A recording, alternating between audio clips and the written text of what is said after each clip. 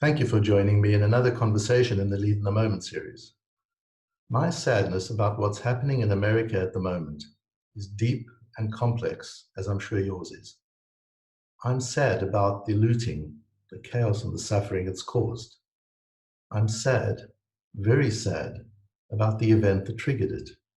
I'm sad about the inherent inequities in our society that give rise to these events. It's easy to point fingers in times like this, fingers at the police, fingers at the looters, fingers at the government, fingers at society. But I find the most effective leadership response in a moment of crisis is to question myself.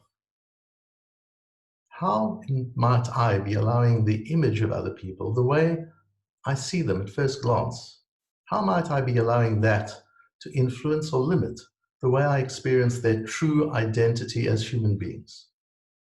I'm judgmental about people's behaviors and the choices they make. But how might I be judgmental about people's immutable characteristics, things they never chose?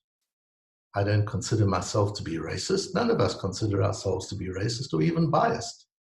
But how and where might I be wrong about myself? Do I seek people who are different from me, not just in how they look to the world, but in how they see the world, in how they perceive? Do I learn from them? And do I respect them in the way I respect anybody who teaches me? How am I experienced? Am I experienced as being truly inclusive? Or perhaps am I experienced as being patronizing?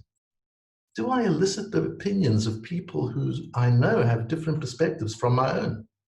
How defensive do I become around people who question my perspectives? There was a time when I thought that I could change the world.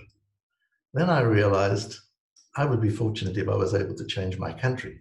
As I grew older, I realized that wasn't very likely. And if I could just change my community, that would be amazing. And then as I became even older, I realized I would be fortunate if I could just change my family.